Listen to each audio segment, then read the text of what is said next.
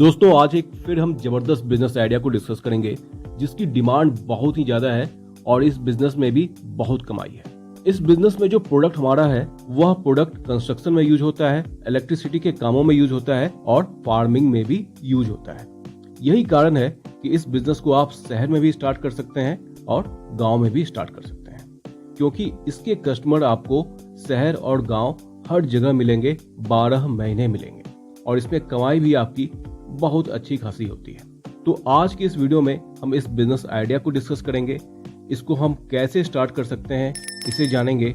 इस बिजनेस को शुरू करने में किन किन प्रकार की मशीनों का इस्तेमाल होता है उसे हम जानेंगे। इस बिजनेस में किन किन प्रकार के रॉ मटेरियल्स का इस्तेमाल होता है, इसमें कितना इन्वेस्टमेंट होता है और इस बिजनेस में आपकी अर्निंग कितनी होती है। तो इन सारी चीजों को हम डिटेल में जानते हैं। और दोस्तों अगर आप इस चैनल पे नए हैं तो चैनल को अभी सब्सक्राइब कर लें और साथ में बेल आइकन को भी प्रेस करें ताकि आपको हमारी सारी वीडियो की नोटिफिकेशन टाइम पे मिलती रहे। दोस्तों आज हम पीवीसी पाइप मैन्युफैक्चरिंग बिजनेस की बात करने जा रहे हैं। पीवीसी पाइप का इस्तेमाल आपको कंस्ट्रक्शन में होता है, बिजली के कामों में होता है और इसका इस्तेमाल फार्मिंग में भी यूज होता है, सिंचाई में।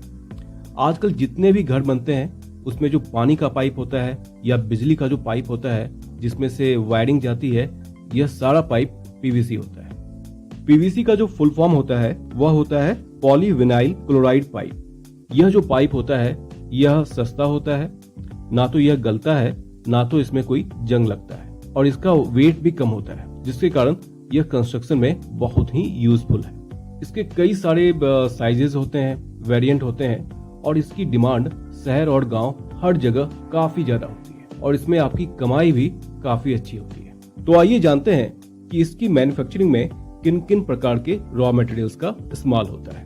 पहला है पीवीसी रेजिन, दूसरा है कैल्शियम क्लोराइड, तीसरा है डीओपी, चौथा है पीवैक्स, पांचवा है वन पैक का स्टेबलाइजर, छठा है सीपीई, सातवां है ऑप्टिकल ब्राइटनर और आठवां जो है वह ऑप्शनल है, यानी कि आप इसमें कलर भी मिला सकते हैं अगर आपको कलरफुल पाइप चाहिए। तो आइए अब जानते हैं कि पीवीसी पाइप के निर्माण में किन किन प्रकार की मशीनों का इस्तेमाल होता है। तो इसमें जो सबसे पहला जो मशीन है वह है हमारा ग्राइंडर, जिसमें कि हम इन सारे केमिकल्स को मिक्स करते हैं। इसके अलावा हमारे को हाई स्पीड मिक्सचर मशीन की भी जरूरत पड़ती है और साथ ही साथ आपको एक पीवीसी ग्रैन्युअल मशीन की भी जरूरत पड़ती है जो कि इन मिक्सचर को दानों में कन्वर्ट करता है।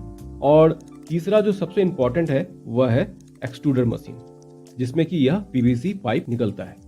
इसी एक्सट्रूडर मशीन में हम डिफरेंट डाइस लगाते हैं जिससे कि डिफरेंट साइज और टाइप्स के पीवीसी पाइप्स निकलते हैं। और इसके अलावा आपको एक वाटर टैंक चाहिए जिसमें कि यह पीवीसी पाइप गुजरती है और जहां पे यह ठंडा होता है।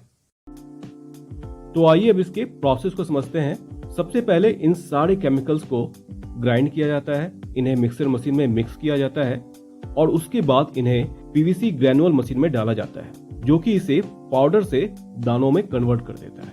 इसके बाद इन दानों को पीवीसी एक्सट्रूडर मशीन में डाला जाता है जहां पर यह दाने मेल्ट हो जाते हैं, यानी कि लिक्विड में कन्वर्ट हो जाते हैं। उसके बाद यह लिक्विड डाई से होकर गुजरता है और डिफरेंट शेप में बाहर निकलता है। बाहर निकलते के साथ ही यह एक पानी के टैंक से होकर गुजरता है जहां पर यह ठंडा होता जाता है। जब यह ठंडा हो जाता है और सॉलिड हो जाता है तो उसे डिफरेंट साइज में काट लिया जाता है।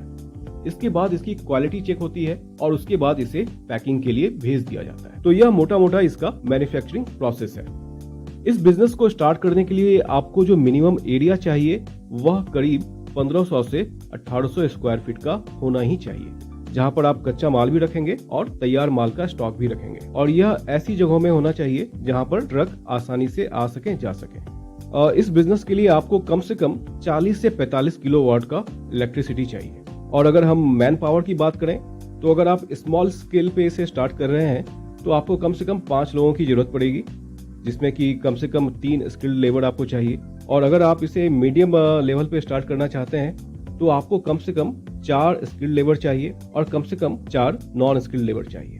इसके साथ ही साथ आपको एक सुपरवाइजर भी रखना होगा और आपको एक अकाउंटेंट भी चाहिए। मैन पावर और जो एरिया है वह आपके बिजनेस और आपके रिक्वायरमेंट के अनुसार कम या ज्यादा हो सकती है। अगर हम इसमें इन्वेस्टमेंट की बात करें तो इन सारे मशीन के सेटअप के लिए आपको कम से कम 20 से 25 लाख रुपए लगेंगे और इसके अलावा आपको कम से कम 7 से 10 लाख रुपए वर्किंग कैपिटल भी लगेंगे, जिसमें कि आपका रॉ मटेरियल का खर्च भी इंक्लूड है। अगर हम इसमें प्रॉफिट मार्जिन की बात करें तो एज ए मैन्युफैक्चरर आपका जो प्रॉफिट मार्जिन होता है वह करीब 20 से 25% के बीच में होता है। वहीं रिटेलर का जो प्रॉफिट मार्जिन होता है वह करीब 40 से 50% का होता है। दोस्तों, अगर हम इसके सेल्स और मार्केटिंग की बात करें तो आपको अपने पाइप की फिनिशिंग काफ़ी अच्छी रखनी है, इनकी क्वालिटी काफ़ी अच्छी रखनी है। ट्राई करें कि आप अपने पाइप्स को कोई अलग रंग दें जिससे कि आपका जो पाइप है वह मार्केट में अलग दिखे। बिल्कुल शुरू से ही आपको इसके सेल्स पे काफ़ी ज़्यादा ध्यान देना है। आपको एक स्ट्रॉन्ग सेल्स नेटवर्क डेवलप करना है। इसके सेल्स नेटवर्क बनाने के लिए कम से कम आप 2 सेल्स पर्सन जरूर हायर करें, मिनिमम 5 साल के एक्सपीरियंस वाले, जिसको इस इंडस्ट्री में एक्सपीरियंस हो। आप अपने शहर के, अपने आसपास के शहरों को टारगेट करें, वहां के सारे हार्डवेयर शॉप को आप टारगेट करें, जो भी बिल्डिंग मटेरियल्स वाले शॉप हैं उनको टारगेट करें। साथ ही साथ आप बिल्डर, ठेकेदारों को भी टारगेट करें, उन सबको अच्छा मार्जिन दें। तो इस प्रकार से अगर आप मेहनत करेंगे तो 6 महीने में आपका एक अच्छा सेल्स नेटवर्क बन जाएगा। जब आपका सेल्स नेटवर्क तैयार हो जाता है तो आपका माल आसानी से सेल होना शुरू हो जाता है। दोस्तों, आई होप कि आपको यह बिजनेस समझ में आया होगा, मेरी बातें समझ में आई होगी।